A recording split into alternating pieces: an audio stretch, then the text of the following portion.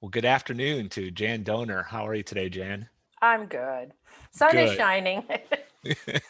Well, it is your way in Michigan. In Iowa, it's not sunshiny today, but Oh, well, I'm so excited to have you on, Jan. I, you and I talked off air here that I had just posted my very first podcast about what I thought was this really unique topic of farm dogs, and I'm telling you, it was the next day when I stumbled across your book. This book right here, Farm Dogs by Janet Vorwald Dohner. And it is a comprehensive kind of rundown of farm dogs, 93 guardians, herders, terriers, and other canine working partners. And I ordered it immediately. And as I read the introductory pages, I thought, well, this is exactly the grouping of dogs that I want to talk about in my podcast. But what I find is fascinating here is that um, the dog world is broken up into groups and categories all the time, every which way you can imagine. It's sporting group, it's working mhm. group, it's terrier group, it's working dogs versus show dogs. There's like unlimited categorizations, but I don't think I've ever seen a book or even a good resource that attempts to categorize them by their usefulness to farmers and ranchers and farm families. So mostly I'm just curious, so what set you down that path? What need did you see for that? Well, I had been writing for Story for a while. I had written a book on livestock guardian dogs and livestock guardians in general, like using llamas and donkeys too as livestock guardians, and a book about predators and a lot about farm animals and rare breeds of livestock and stuff. And even when we were working on the book about livestock guardians, my editors kept saying, we really need something for Story's audience. Story's audience are people who live in the country, right? And they garden and they raise animals and they enjoy country life, whether or not they're, full-time farmers or not. And we need something for them. And I kept thinking about it going, you mentioned before, the dog show world is divided up into these groups that actually don't make a lot of sense at times, right? They group together dogs that don't even do the same job. Like in that working group, there's some dogs that herd and some dogs that guard and some dogs that are mostly just companions and stuff, right? And they put some dogs in completely crazy places, like the Tibetan Terrier isn't even a terrier, and these names are wrong and everything. And so what we decided to do was just go back to what kinds of dogs traditionally lived on farms, what kinds of dogs were traditionally raised by people who kept animals, shepherds and people who kept goats and people who were ranchers. What were they? And when you stop and think about it, they really do fall into about four categories. And we just said that's the working categories for working dogs. Dogs that are livestock guardians, which means dogs that live pretty much full time out with stock to protect them. Dogs that are herding dogs, which we're most familiar with, right? Dogs that are terriers, because ratting terriers were enormously important for a long time on farms. And then finally, sort of that last group of sort of multi-purpose, all-purpose farm dogs that can do two or three different jobs. And that's the kind of dog that was typically on a lot of American farms back in the 1800s and early 1900s. My grandparents had dogs like that. My husband's parents had dogs like that. They were just expected to do a little bit of a lot of different things to help out on the farm. And we felt like, you probably know this as well from working with dogs, for so many years, I've seen so many mismatches where people pick the wrong breed for their family or their lifestyle or something, and then they have problems or they need to rehome the dog. I mean, this happens all the time. And I thought, let's just do a guide that shows exactly for each one of these breeds, what are their characteristics like? What is their coat like? What is their temperament like? What are their real working behaviors like? So that people can make a really informed choice. And I also just really believe that these traditional working breeds that were on farms and ranches and with farming peoples are still really good choices to live on a farm and be both a companion and a working partner with the people who live on a farm. It's true that when we say farm dog, right, it could be any dog. Any dog that lives on a farm is a farm dog, and they could be beloved by the family. But if you're looking for a dog to sort of be your partner in this sort of rural lifestyle, there are some of these breeds and groups that are very well suited to this yet today, to be not only your family's companion maybe, but to provide, some real help on a small farm or anything else. And so that was the whole point behind this, that we were just going to focus on real working abilities, real temperament things and behaviors that make a difference, and it might be really helpful to people. Yeah, that's really great and so necessary. I think there are um, some breeds of dogs that they just carry the aesthetic of rural living, and so I think that maybe sometimes folks, they get to move out in the country, their little homestead or little acreage, or maybe they Mhm. have dreams of farming, like I did, uh, and the assumption is, well, we'll just go with that dog that in my mind is the ideal of a farm dog, without really knowing much about the breed characteristics and whether that would be a good match for your lifestyle. Right. And I warned people, I'm probably leaving out some breeds that are your favorite, right? Like there's no Labrador Retriever, Golden Retriever in this book, right? And they're wonderful dogs. I know lots of them, they're really nice. But if they're not the dog that I have ever chosen all the years we've lived on our small farm, because I want a dog that can also be my partner, that can, go do chores with me, that can be helpful, at times and stuff. So I just sort of wanted to open that up for people to think just exactly like you're saying, like there's this whole world of dogs out there that were well suited to living this lifestyle. Uh-huh. And many of them are much happier living this lifestyle as well. And so this is the more appropriate home for them, maybe, than an urban, small suburban lot or something. Right. Yeah. Right. Yeah. Could you just tell me a little bit about your history with rural life and working farm dogs and how that led you to write this book? Well, I'm from Indiana originally. We live in Michigan now, but both my grandfather was a farmer. My husband's family lived on a small farm as well. But so we knew we wanted to get back to that kind of lifestyle. And so in the 70s, we moved here to Michigan. We're able to buy a small, family farm. It's, we're also still working off the farm and stuff, but we have raised horses, goats, sheep. We raised chickens. We still have for a long time. We've been here since the mid 70s. So it's been a nice long experience here working with a lot of dogs. And I first got into this thinking more like that. The first dog we bought, when we were on the farm was like a German Shepherd or something. I'm thinking, I need a guard dog, right? And that dog turned out not to be the good match for us. What we really needed was to get a livestock guardian to be our family's dog because my chickens were getting killed by predators, right? I couldn't leave my sheep out in the pasture overnight. And I realized I need to be thinking about a real partner, somebody who contributes to my farm as well as being a beloved, family dog. And that started us down the road with both livestock guardians and with herding dogs. And pretty much we've stuck to that ever since. So it's been 40 years or so. Do you have a favorite farm dog in your history, or maybe so that you don't have to pick and choose? Do you have a favorite farm dog memory that you like to share with our audience? I do have favorite farm dogs. We started out with Great Pyrenees, which was a wonderful livestock guardian to have when we had small children as well, because they're very gentle with kids. And then I became interested and involved with importing a new breed of livestock guardian here to the United States called the Congo Dog, that's from Turkey. They're a shorter coated, more serious livestock guardian breed, and I've been very involved with them and their national group for a long time.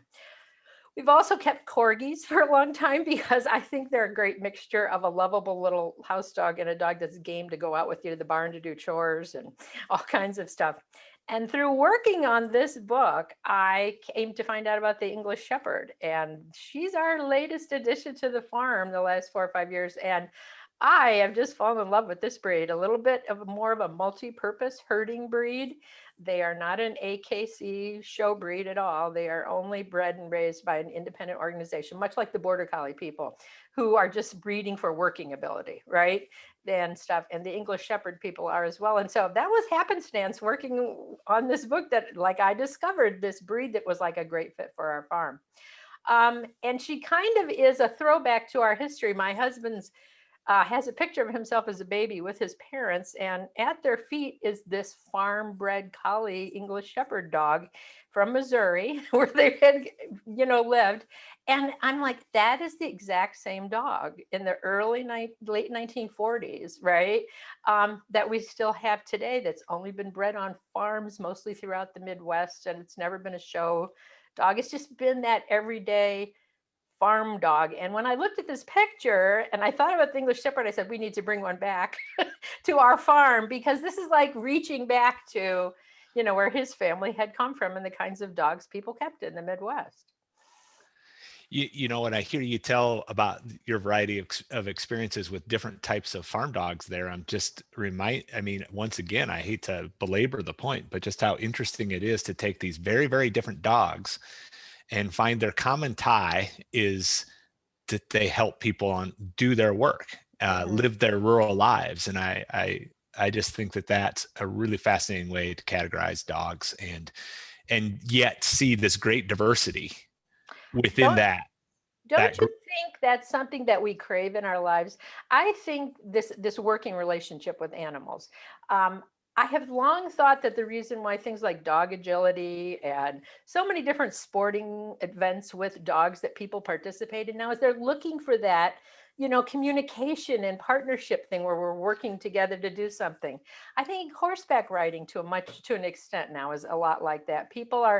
This is like our oldest bond, these early animals that we lived with as people. And I think it's kind of in our human DNA to sort of really enjoy this communication that lets me work with this animal and communicate with this animal. And they're my companion, They make me feel safer when I have to go out to the barn and it's dark because I heard a noise, right? This kind of harken back to this like early man, I think, when we, I think it's wired into us, right?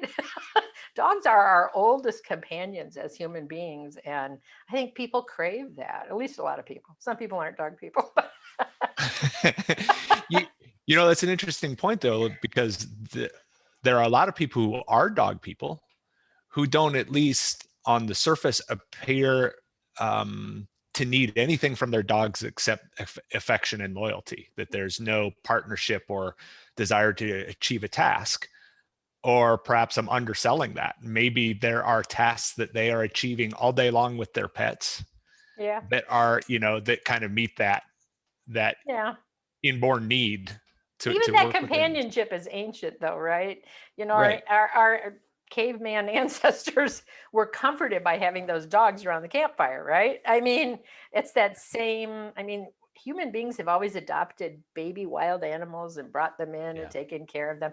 So I think that's a sort of a thing of it too. And it's just companionship, right? It keeps people from being lonely. My parents are older and I don't know what they do without their cat. They're feeding Fred and making sure Fred's entertained. It's like, those are important parts of the human experience, I think. Yeah, I think you're absolutely right. I did not grow up on a farm. I was a generation removed from the family farm, but I did go and get to stay on my aunt and uncle's farm every now and then as a kid. And there is just something to even having that farm dog just walk around with you as you go and do the things you're supposed to do, or as you even recreate. There's just something to having that dog at your side. Yeah. Sure. Yeah. Back to your book here. So, well, I think it's really interesting that some of these, especially in the livestock guardian dog world, some of these are really kind of obscure breeds, and they're from all across the world. How did you ever go about cataloging these breeds and finding experts to talk to? I would think that would be really difficult. That was originally my interest. I originally worked for Yale writing an encyclopedia about rare breeds of farm livestock and poultry and things. But on my own farm, I was keeping, this livestock guardian because I needed her to keep my rare sheep alive, right? And then you realize that these sheep and goat herding cultures around the world pretty much have all developed their some kind of livestock guardian dog to protect sheep and goats from the natural predators that have always existed. And it was something that we here in the United States never really adopted. We came to this country and sort of with the English colonist mindset, where Western Europe has sort of tamed that kind of wild predator out of their farming experience, right? There were no wolves left in England and hadn't been in a long time, or, in these places. So we sort of came here and sort of replicated this sort of farming experience and tended to eradicate predators that got in our way, right? And it wasn't until the 60s and 70s that the environmental movement and things happened where we began to value predators and we began to protect them to some extent. And in the 70s and 80s, a lot of people who kept sheep and goats and cattle in the United States, as you're probably aware, started to have predator problems again. My husband will say he grew up on this farm in Indiana and he doesn't remember them ever having a predator other than a raccoon. Really, you know what I mean? There were no coyotes then bothering them, certainly, and it just wasn't part of keeping the farm safe. You worried about maybe a hawk getting your chickens or a raccoon getting in the chicken coop, but nothing else. Now we have coyotes everywhere, right? And that's something that happened. Those coyotes moved out east where they weren't from. They were from the plains and out west. So all these predators came back, and people in the farming world, ranching world, started looking around for that old world solution. What did we used to do? Well, we used to keep livestock guardians. This is what people had done for centuries. And we knew about familiar breeds like the Great Pyrenees, for instance, because that was a breed that we had taken into as a companion dog too, right? So they were around in this country.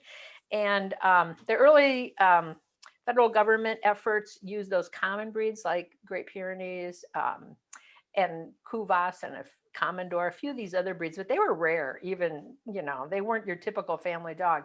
But that interest in the 80s just really sparked something here in the United States. And a lot of people started traveling back to Europe and Central Asia, looking for these dogs, studying them, figuring out what could we bring here. And most of the dogs in the book are here. Their populations may be small, but they have really grown. The success of using livestock guardians it has been tremendous here in the United States and Canada. And if you look at the national agricultural statistics, in the last 20 years, the rate that sheep people and cattle people and stuff report using livestock guardians has just zoomed up, because it is a good solution. But it was a new skill that we had to learn. We weren't used to doing this, right? And we didn't really even understand it. We made a lot of mistakes in the beginning, and there's a lot of sort of myths and misconceptions out there.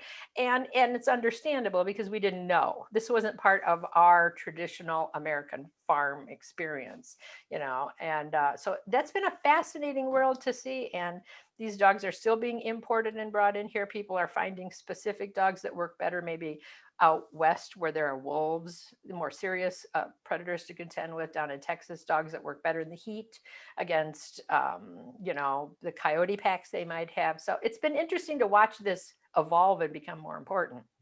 Mm-hmm. Were you, in doing your research for the book, were you able to find someone to talk to about each of these breeds in North America, or did you have to go, be placing phone calls and emails into Europe and that sort of thing? For the most part, I have seen most of these dogs over the years, because I give a lot of presentations at farm shows and Mother Earth fairs, all kinds of things. And I've been involved in the dog world through the livestock guardians and giving workshops and different things. So I've seen a lot of these dogs over the years. So I knew people that I could call and talk to and say, well, really tell me about Tibetan Mastiffs. Let's talk about them honestly, not just what, we see here. There are some breeds that are not very common here, and you really do have to track down somebody in Europe or something. But virtually we can talk to anybody now, and people love to talk about dogs. Yeah. So yeah, you're able to find this stuff out, and people are sharing, and there's other people doing the sort of historical research about this stuff too, before we lose contact with where did these dogs come from and what did they do and stuff. So for the most part, I've been able to talk to people, and it's been interesting to see people get interested in a breed they read about in my book, a good friend of mine called me up one day and she said, we're going to get one of those Danish, Swedish farm dogs. And I go, are there any in the United States hardly? She goes, we're flying to Denmark. You can't believe how often people will do something like this, because she said, I'm going to go visit breeders there. I want there to be more of these dogs here in the country. And sure enough, she and her husband went off to Denmark and have brought back a couple. So, because people are intrigued by these differences between breeds too. And I'm a firm believer that all these breeds were sort of given to us by the people that came before us. And this is the same thing with cattle or with sheep or anything. The people who were stock people before us, they developed these breeds over hundreds of years to suit their situation, to do this job. And I feel like it's kind of a trust they've given us, right? That, we've inherited this, now we better take care of it, right? Somebody went, the amount of work that goes into developing a good breed of animal is immense. It takes generations sometimes. And so I'm a believer in that. I would rather see these dogs remain as purebred dogs, even though they're not necessarily all like registered show dogs, but that people are thinking about keeping them true to their form and their function and their behaviors and their working abilities, because I just don't want to lose those things. They were like a gift to us.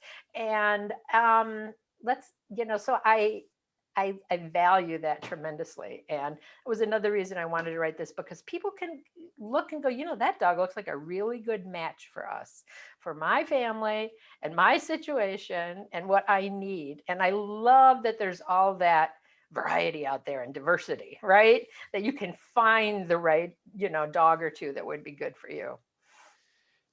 Yeah, that brings up an interesting point. I've always been fascinated by the distinctions between breeds. And so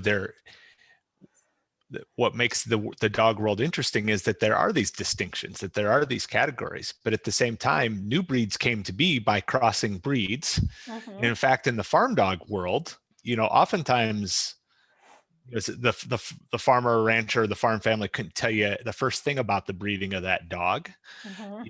and yet it served them well. And so, yeah, I mean, how do you navigate that nuance between, we got these breeds by crossing breeds and by selecting, but we also want to maintain the distinction between the breeds over time, because that's what's fascinating about them. And valuable as well, fascinating and valuable, because, right. If like I've said to people before, like, well, I'm going to get some dog and I'll just train them to herd sheep. And I'm like, that would be like me taking my corgi and saying, I'm just going to train him to retrieve ducks. I'm sure he could do it. No, he couldn't. He would sink like a stone, right? So even if you are, breeding your collie to a neighbor's collie that was also really good with sheep, because that's how this all started, right? You're still breeding a collie type dog to do this job. And you're looking for certain characteristics. And that has been true all over the world with these livestock guardians, with any of these dogs. People, value that work, which is a complicated set of inherited behaviors and temperament, right?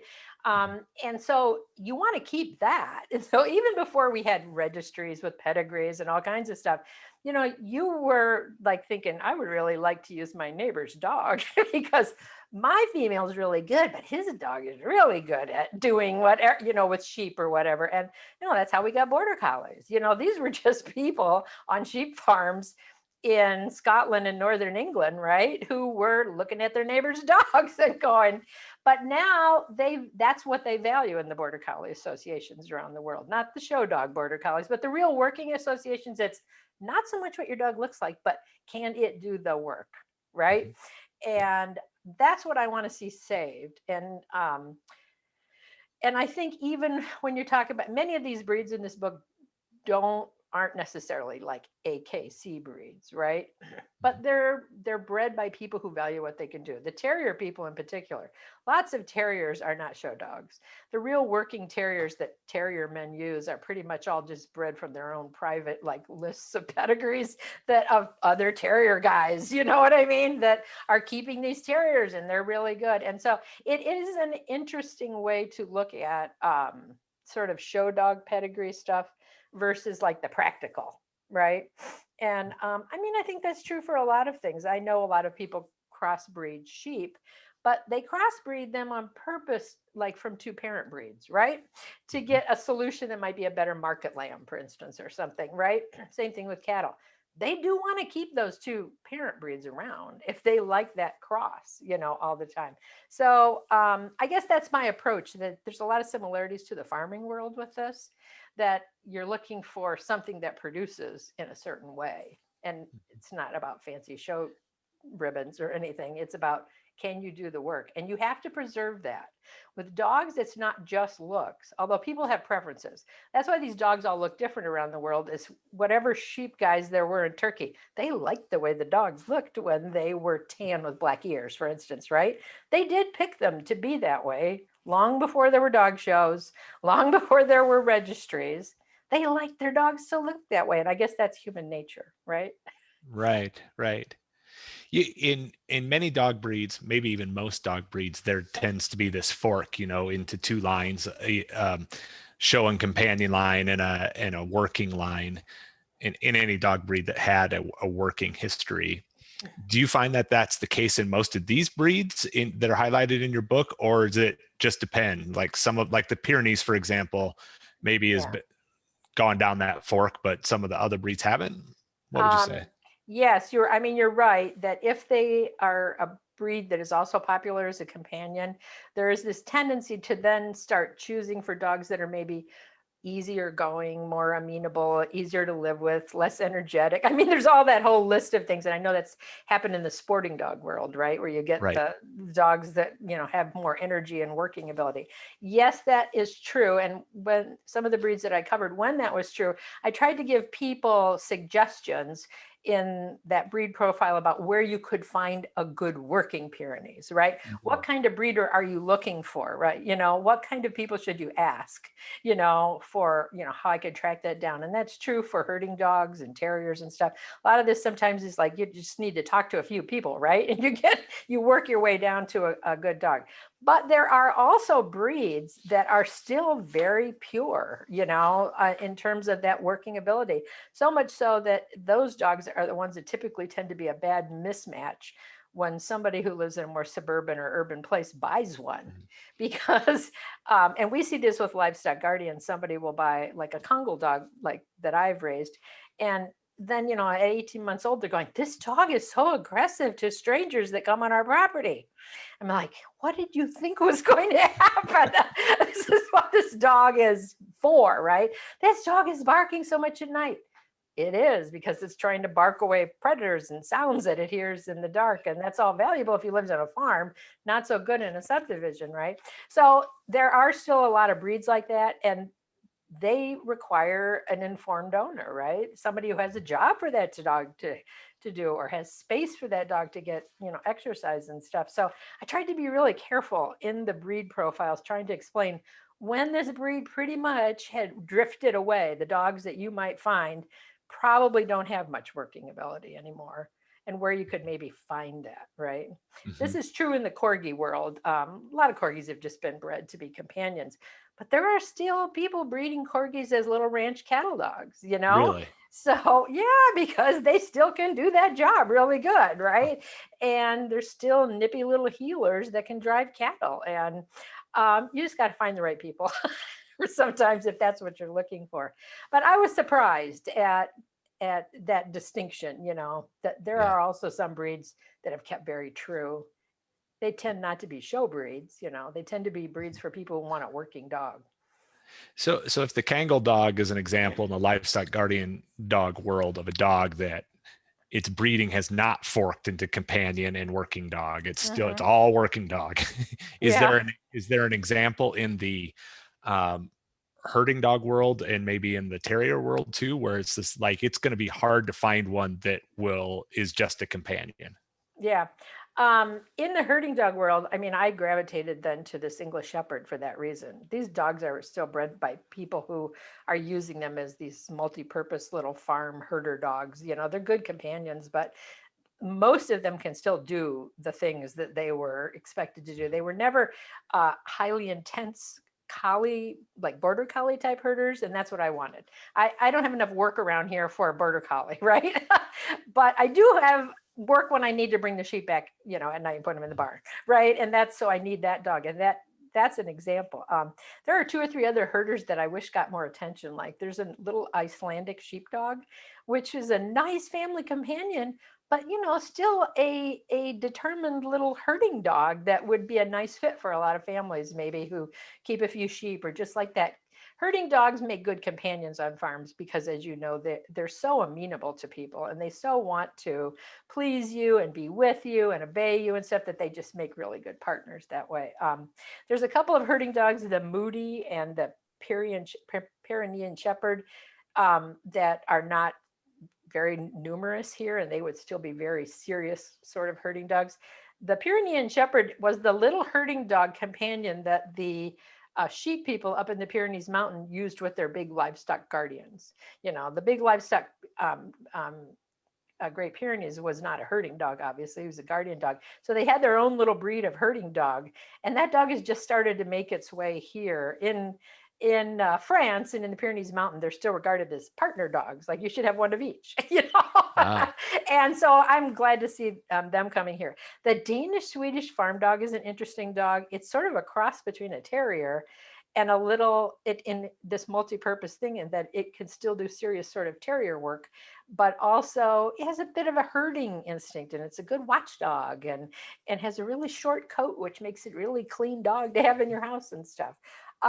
People who are looking for serious ratting dogs will look like to rat terriers and things like that mostly are not AKC breeds. There's dogs called Feists, and these other ratting dogs that for the most part lie outside of the AKC world. And those dogs are still serious, ratting dogs and the kind that you would need. There's 2 other breeds that are multi-purpose that I wish were more popular here. There's 4 Swiss mountain dog breeds, and we know the Greater Swiss and the Bernese mountain dog. They're very popular. They become popular as just sort of family lovable big dogs, right?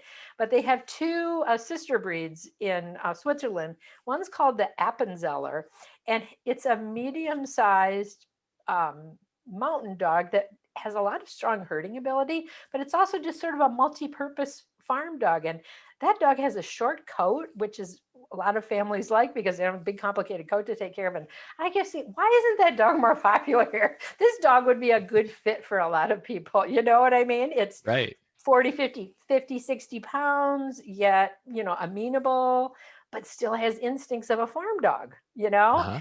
and it's called the Appenzeller. And I wish somebody would start breeding them more here because I think they're a good fit. They do several of the things that people would like on a small Sure. farm, Well, while we're headed in that direction, you've covered some of that. Those were questions I was going to ask is, what are the underappreciated dogs, the overlooked dog breeds? But maybe since you've already covered that a little bit, I want to ask you this question. Which breed of dog, after doing all your research for your books, which breed of dog are you tempted to cross the ocean to buy and bring back? Which ones fascinate you? Since I got my English Shepherd, which was the one that while I was writing the book, I was like, I have to have one of these. And I did get one. I think that I would think about going to get an Icelandic Sheepdog. It's a little bit smaller than an English Shepherd, which is about border collie size. So they're a little bit smaller. Might be a good dog for me as I get a little older. That's in the house, yet it's lively and still smart and, things like that. And yet it also has this old connection. Shakespeare mentioned the Icelandic Sheepdog. It's been around for a long time. And I'm just kind of fascinated with this dog that's a little bit collie-ish and a little bit sort of Spitz, those northern breeds that, we see from the Scandinavian countries. And I'm like, that's probably one I'd like to add, right? Were you familiar with all 93 plus breeds in this book to begin with, at least by name, or were there any that just came out of left field and took you completely by surprise? There were a couple that really surprised me. There's a breed in Germany called the Hovawart, which is not here hardly at all. And it is a serious farm dog breed that on first glance, you might think kind of sort of looks like a lab, but has been bred in Germany to be this dog that will herd, it will pull a cart, it will be a watchdog. And I had never heard of that breed before. And that's another kind of example of a breed like there could be a home for a breed like this. Although at first glance, you're thinking, oh, it looks like a lab, it's going to be easygoing, but it's probably not. Because most dogs that are working dogs need an owner that's up to this a little bit because they need to be trained, right? So that one surprised me. I was always a dog girl so I was reading dog breed books from the time I was a child. So yeah, I was familiar with most of these because I'm the kind of, was the kind of kid that was watching the dog shows and memorizing all the breeds. And what do you mean you don't know what a smooth collie looks like? I mean, so I was already geeky that way. So. I just assumed a smooth collie was smooth. That's all I know. There's another example. We see the rough collie that looks like Lassie. There are smooth collies, which are about the same size with this wonderful short coat, which is a lot of people like short coats in dogs because they're so clean, easier to take care of, easier if your dog is also part of your family, coming in and out of the house. And I'm like, why are there only about 100 smooth collies born here in this country every year? I don't know, because it seems like it would be a good dog for a farm, Right. So stuff like that I think about. It occurs to me that sheep and goats and cattle and mice and rats and other rodents and vermin are all the same more or less across the world. Why is it that some breeds, do you think, become the breeds for serving farmers and ranchers in one part of the world, but just don't take off in another part? Like, why in the United States do we not have all of these 93 breeds thoroughly represented? Yeah, good question. And it's part of, like, I think the effort of importing a dog, for the most part, if it's a breed that has not been imported here before, you're probably going to have to go and visit and learn about them, and because you're going to want to bring back a really good example if you're going to start breeding dogs here, right? You're going to have to really research that. And for the most part, that has lay in the show breed world, the companion world, where if you could bring this dog over and it becomes the new hit dog, whatever, there's money to be made, right? Like that, right? I mean, we had never heard of Shar-Peis before 20 years ago, and they're that very heavily wrinkled dog that comes from China or whatever.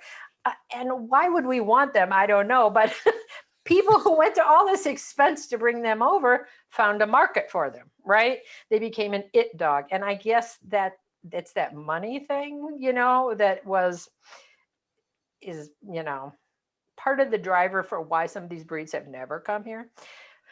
And equally, the thing we're facing in the other parts of the world now is that the Western popular breeds have come into their countries because they're viewed as the dogs to have. Turkey is a good example. I have friends who grew up in Turkey and were dog people, and they go, just since the 60s and 70s, suddenly there's all these Western breeds in Turkey. There are German Shepherds everywhere. And there are, dogs that, because the people in Turkey are thinking, that's the dog I'm seeing. You know what I mean? I'm seeing this dog everywhere. The police have these dogs and people train these dogs. And so there are German Shepherds. And then what happens, of course, is that they start crossbreeding with the native dogs. And that's how these things get mixed up. But Western breeds tend to be adopted by people in different parts of the world who want to show dogs or who want to do something. And it's sort of, I hate to say contaminating the original dog pool, but it is, you know what I mean? And in a way that happened the opposite way for good, right? Border Collies started in this small area in the borderlands between Scotland and England. Border Collies are all over the world. Border Collies are literally all over the world. Anywhere sheep are raised, there are Border Collies now. Sometimes people take them and adapt them to their situation. And Australia is a really good example of that, because the Border Collie type dogs that came to Australia have been changed quite a bit, and you now have Australian healers and Australian cattle dogs and things, because they had needs too. They had needs for dogs that had much shorter coats, because the weeds and stickers and all that kind of stuff are very hard, harsh thing to battle in Australia, and the climate too. It's dry, it's hot, and everything. So they took those collies that came from England and turned them into their own thing. So it's kind of fascinating to watch this migration, right? What's happening now? We're bringing Australian dogs back here, right? Australian dogs are going to Europe, and it's like that's where they came from. It's like very interesting in some ways to see what happens. Across your 4 categories of farm dogs that you highlight in the book, are there some examples that are either uniquely American, created in the United States, or that have been adapted from a breed that pre-existed in another part of the world, but like our version here is almost indistinguishable now because of our unique needs on farms and ranches? There are very American dogs, yes. Not livestock guardians, because they pretty much all came from someplace else. Mm-hmm. I think in a way we're developing our own American livestock guardian dog because people are crossbreeding all these different dogs, and that's what you see on ranches and farms everywhere. And who knows, in about 50 years maybe we'll have our own American sort of landrace breed or whatever. In herding dogs, the English Shepherd comes to mind, and the Australian Shepherd, because they were developed on farms and ranches here in the United States. The English Shepherd tends to be Midwest and the East Coast, and the Australian Shepherd, who is not Australian at all, he's American, is that West Coast ranch dog that they worked with cattle. And they're only called Australian Shepherds because somebody thought the first 2 came from Australia, and they didn't. This is totally, those 2 are the America's contribution to the herding dog world. So let me get this straight. The Australian Shepherd and the English Shepherd are the American dogs. Yes. Okay. Gotcha. Totally all American. That is so un-American that we allowed other names, other countries or regions' names to be applied to our dogs. Yeah. I think we were trying to make them seem fancy, right? Here in the United States with terriers, most terriers come from England.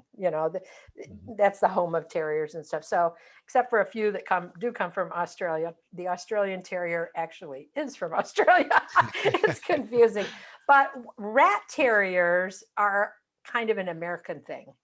And even more, there's this whole sort of grouping of rat terriers that we call feists, and they are not recognized by any AKC type group, but they are the real little hunting little terriers that were used widely throughout the South. And way back in colonial times, you will see people that we're familiar with in history, like George Washington or people like that, saying they had a feist. They had a treeing feist, which is like a treeing Catalua leopard dog too, from Louisiana, right? These are these sort of hounds too that we developed in America to tree game and to hunt game and stuff.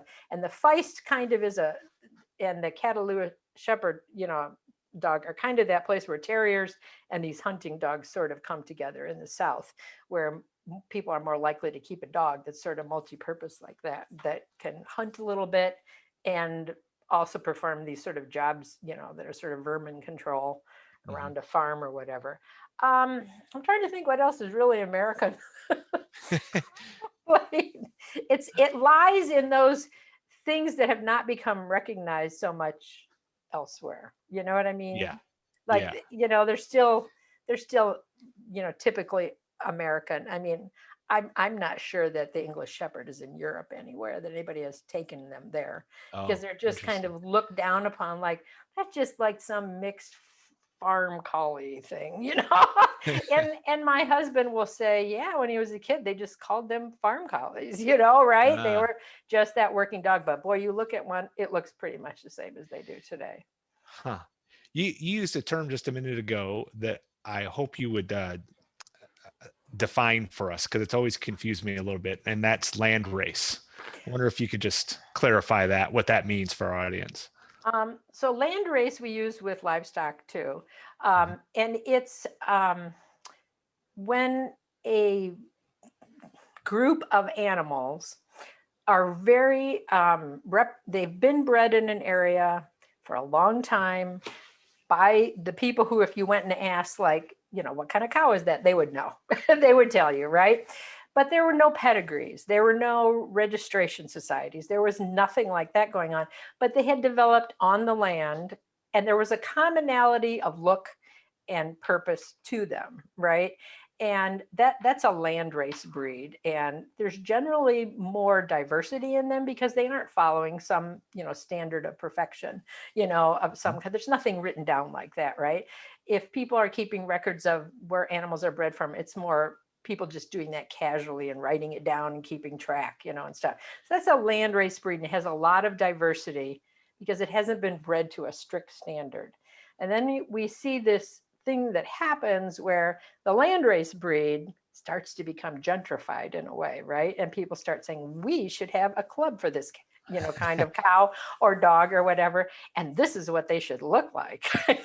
And we're going to start a registry. And that's that transition from landrace then to being a recognized pedigree or purebred breed. And there's an interesting push. This drive to make everything into a pedigree purebred sort of started in the Victorian era with cattle, with dogs, with everything, because they were just trying to perfect it all, right? With poultry too. Almost all that stuff happened around the same time in the 1800s. It's big pushback though now, right?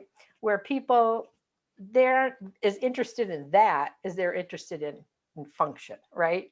And can it function? And so that's why you're seeing more breeds like that. The people who are, passionate fanciers of them are like, we don't need to go to the AKC, Right. or because we know what we're doing. We're trying to preserve this working thing. And in a way, they draw a lot upon landrace breeds if it's an imported breed. Like in the livestock guardian dog world, most of those breeds are still landrace back in their homes. And they're just now in the last 10, 15 years begun to set up kennel clubs in Eastern Europe or Central Asia, and many places, not even at all in Central Asia, but in Turkey and stuff. This is all very recent, where they decided to pay more attention to their native landrace breed and recognize it. And so that they're just starting that little transition. It's good for us if you're looking for a dog that's still close to its roots, because you can still go back to those places and find them, right? Because they're still doing their job, Right. There's a dog, there's a livestock guardian from Yugoslavia called the Pyrenees that is this dog with this immense heavy coat, not suited to living in the southern United States anyplace. But it is still being used to protect sheep and cattle and stuff against wolves in Yugoslavia, in the Baltic Mountains places.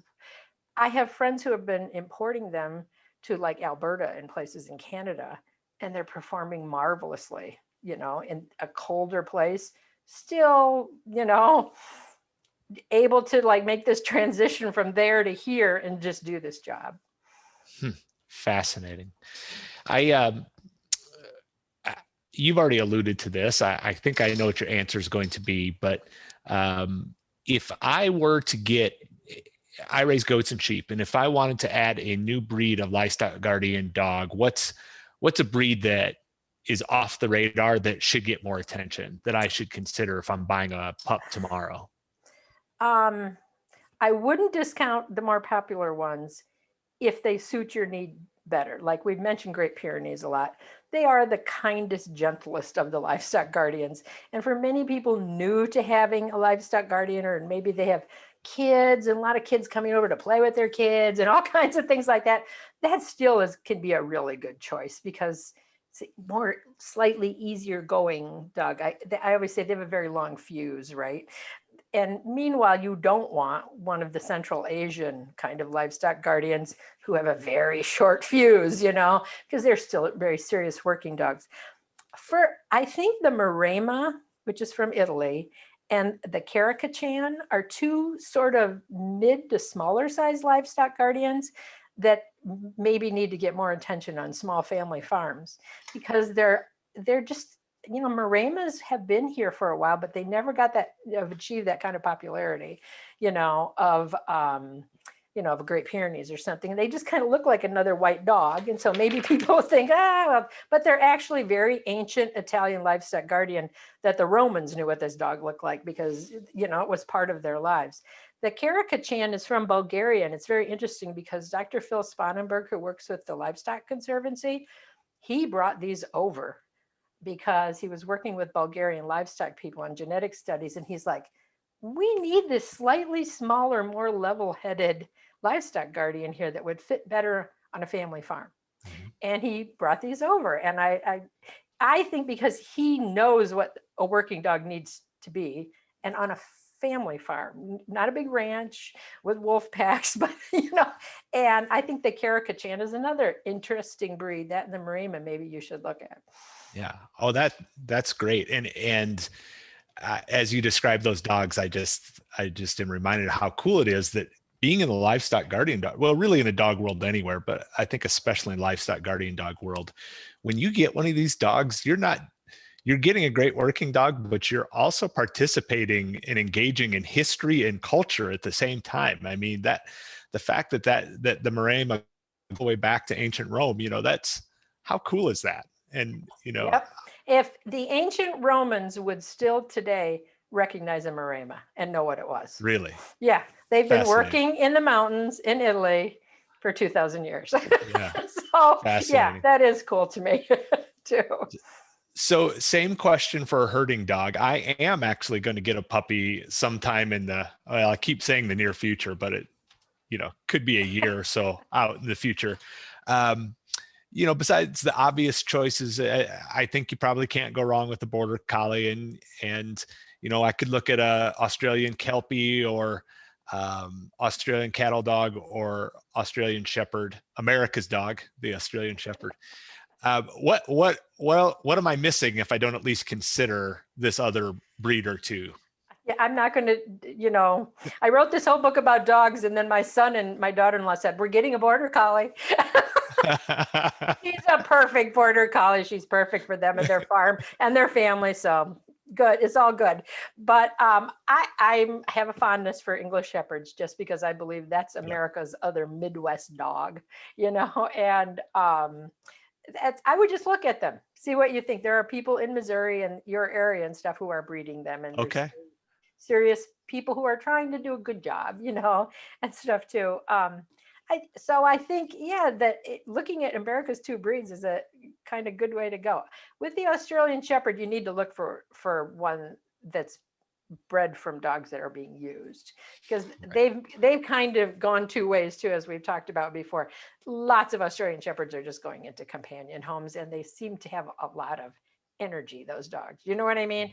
And I want a dog that will settle too at night, right? That's why I've always liked corgis. I love the English Shepherd. It's like time for everybody to chill out. Okay, go lay down, and they'll do it, And so you'd have to look for an Australian Shepherd that was coming from the right place, I think. Right. Well, we have not talked much about this fourth category of farm dogs, which is just general all-purpose, multi-purpose dogs. And I think probably everybody out there listening to this who has grown up on a farm can remember one of those dogs, which maybe was not great at any one thing, but was helpful in a lot of ways. And I'm going to ask you just to name some breeds that fit that category the best. But also I want to ask you this question. Is there anybody breeding with that in mind? Because those dogs, not having a singular defined purpose, there's not any one particular focus thing to breed for. So is there anybody out there breeding a general purpose farm dog and marketing it as such? Probably not. Not here in the United States, So it's mostly the case that you get these dogs do well on farms and they adapt to the setting they're in, and and they start to play some roles. Yeah, and they have some history there where they did this kind of thing in the past, right? And I mean, and then you even get into breeds like airedales. Airedales were actually very popular on America's farms for a while, especially around the turn of the century, and they were big enough and aggressive enough when needed to be with, a predator or something, that people felt good about it, and they sort of have fallen out of favor. You know what I mean? They did a little farm hunting, they did a little herding, they were that all-purpose sort of dog, and they've fallen out of favor. Airedales are not popular dogs anywhere anymore, hardly, right? And yet you see a lot of pictures, which I like to look at old family farm pictures and stuff, and then you'll see a dog that's like an Airedale. People used to keep these dogs for stuff like that. There aren't really, and that's why one reason, for instance, I was excited that this friend of mine has decided to start importing the Danish Swedish farm dog, because it's bigger than a terrier, it's a short coat, and it stands up on for itself. And the other day I said, how is she also breeds Congos, she has goat farm, and I said, how are they doing with the Congos? She goes, they just stand up for themselves. They've got the attitude yet that I'm here to do a lot of stuff. I'm in charge, on this farm, and I like them. I think that's something we need to see, that kind of thing. They were very deliberately saved after World War II by the people in Denmark and Sweden. And many breeds in Europe that we didn't have here, their numbers are greatly decimated during World War II. And in some cases, some of the European breeders had to come here and get dogs to bring back to Europe, like the Great Pyrenees, to help, repopulate there. But in both Denmark and Sweden, groups of people were trying to save this traditional farm dog. And then some time ago went, we're doing the same thing, we should just do it together. And I thought that was really, I liked that. I thought that was a good cooperative move on their part. So they each had their little club in their country, and they're like, no, let's just try to save them. They're worth saving. And so they had to, do that. I don't really think anybody is breeding and thinking about a general purpose farm dog. To some extent, some of those bigger dogs we see, like Newfoundlands, and stuff, if you like those big dogs, they do well in the country because they have the space to be that dog. Same thing with the Greater Swiss Mountain Dog or the Bernese Mountain Dog and some of those breeds. They were mainly carting dogs in mountainous Europe because carting was important well into the early 20th century. It's how most farmers got products to market and stuff, because the railroads hadn't really penetrated the mountainous areas of Europe. And so those are dogs that can still do what they were meant to do, but they're kind of low key. They're not really the American tradition of a farm dog that would also go after a varmint, right? And would also help you with getting the cattle in at night, right? And stuff. Right. And other than English Shepherd, Australian Shepherd, I can't think of an American breed so much that does that. I think people down south would tell you that some of their dogs, do that are sort of that cross between, hounds and farm dogs. And in the South, they tend to keep dogs like that as sort of that multi-purpose, dog around the homestead, but we'll go after a wild pig, Right. But we'll help you bring the cattle in too, Wonderful. Well, gosh, I have a long list of breeds now that I want to look up, and I'm going to look them up in your book. And yeah, this has been so much fun to talk to somebody else who sees dogs as farm dogs, not just a particular breed or another. So thank you so much, Jan Dohner. Have fun going out to talk to people who have some of these dogs for your podcast. Oh yeah, that's the whole point of this show. Yeah. I love talking to these people. I might as well take an audience along with me. So sounds great. Jan, tell our audience how they can find you and how they can find and buy your books. My books are for sale anywhere. These books about farm animals and things are done by Story, which we know does tons of farm books. So you can order them from bookstores, you can go online or whatever, but I have a website, jandohner.com, and Dohner is Dohner. And there's a lot of, I've tried to accumulate a lot of the articles I've written over time there, and helpful advice for people who are trying to keep livestock guardians or other kinds of dogs, working terriers, working herding dogs. And so I'm hoping it's a good resource for people who are looking for some more information about something as well. So check that out. All right. Excellent. Jan, it's been a blast. Thanks so much. Cool. Talk to you later. Take Thanks. care. Bye-bye.